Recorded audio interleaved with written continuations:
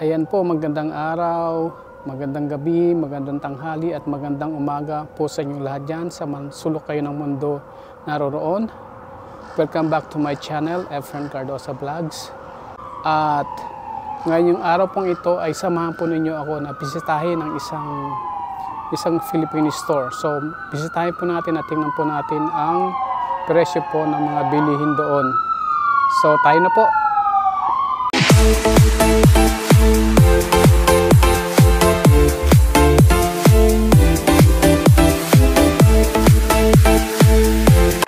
Ito pong Filipino store na ito ay malapit lang po ito sa bahay. Around 5 minutes walk lang po ito. So malapit na po tayo. At maya lang po ipapasok na tayo sa loob. Ito pong pandesal na ito ay $3.99 per dozen po. Gawa po ito ng Luisa and Sons. So ayan po, ayan ang presyo niya per dozen. Siyempre po, dito na po siya gawa sa US. Ito naman po yung mga pansit canton na gawa dyan sa Pilipinas. At ang presyo po niya ay 69 cents per piraso. Ayan po ang kanyang price tag. At ito naman pong Maggi Sabor Hot Chili. Ayan po ang presyo niya ay $3.49 po. Ito naman pong Dato Puti Soy Sauce ay $3.79. Ayan po siya. Yung Barrio Fiesta po ay $3.99.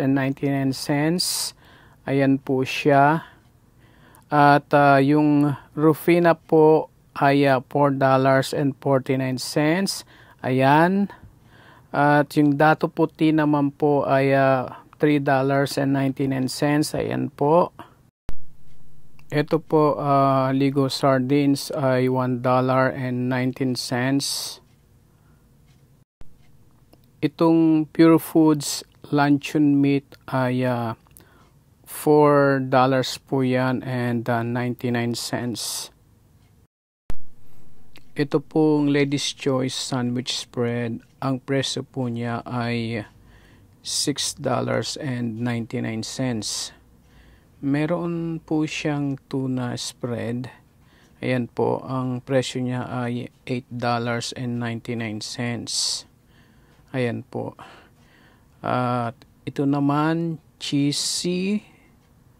Ang presyo po niya ay $9.99. Ayan po. At itong cheese whiz, meron po tayo ditong cheese whiz. Nasaan na siya? Ito po, ayan. Ayan po. Yung cheese whiz ay $11.99. Ayan po.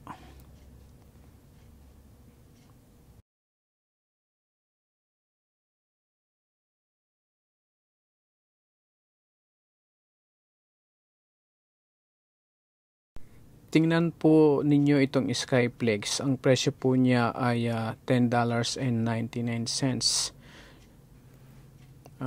So, more or less po ay meron na po kayong idea kung magkano ang presyo ng bilihin dito. Marami pong factors o dahilan kung bakit mataas ang presyo dito. Siyempre po ay ini-import po yan dito, and then siyempre meron din po yung kasama ng mga taxes. Kaya ang presyo po niyan ay ganun kataas.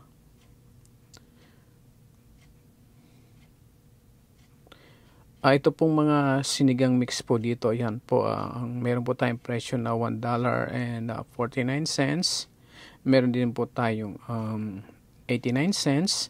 Meron din po tayong 79 cents. So, iba-iba po talaga ang presyo po ng mga presyo po dito.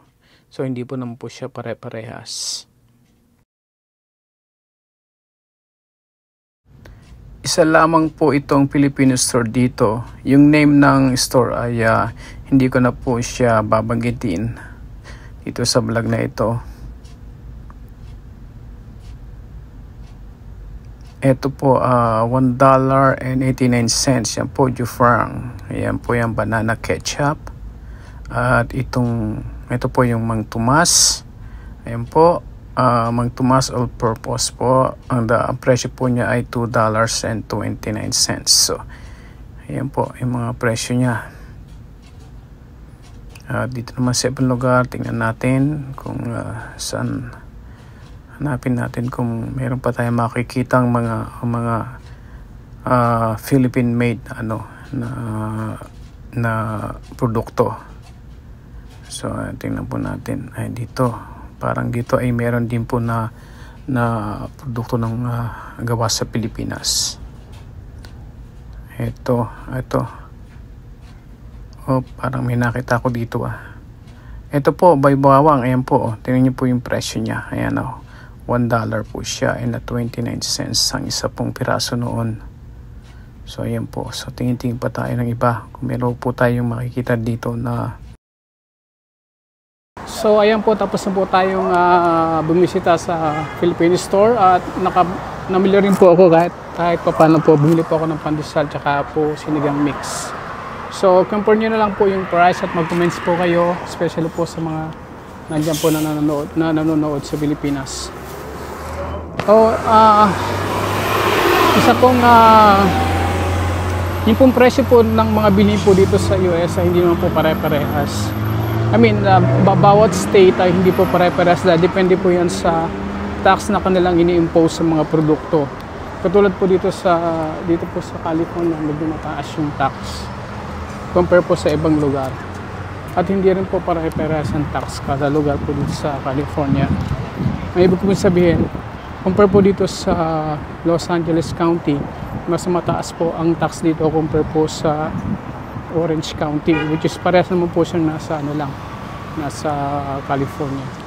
So iba-iba po yung presyo ng nabilihin po rito. Ang ibang lugar naman ay walang tax, kaya mas mababa ang presyo doon dahil hindi po sila nag-impose ng tax. Yun lang po. Ito po yung presyo po ng gasolina po ngayon. Yan po ay per gallon po yan po, hindi po yan per liter. So yan po yung presyo po ng gasolina ngayon. Ilan lamang po yan sa mga produktong gawa sa Pilipinas na inyo pong mabibili dito. Kaya kung meron po kayong komento about po sa presyo ay malaya po kayo.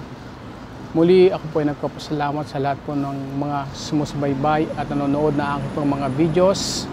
At para po sa mga hindi pa po nakapag-subscribe ay huwag niyo pong kalimutang mag-subscribe sa aking pong channel, Efren Cardosa Vlogs. At i-click niyo rin po yung notification bell para lagi pong updated sa aking pong mga upcoming videos. At huwag niyo rin pong kalimutang i-like and i-share po ang video nito para mas marami pong makapanood muli. Maraming salamat po sa inyong pong pagsuporta and Jesus loves you. Bye-bye!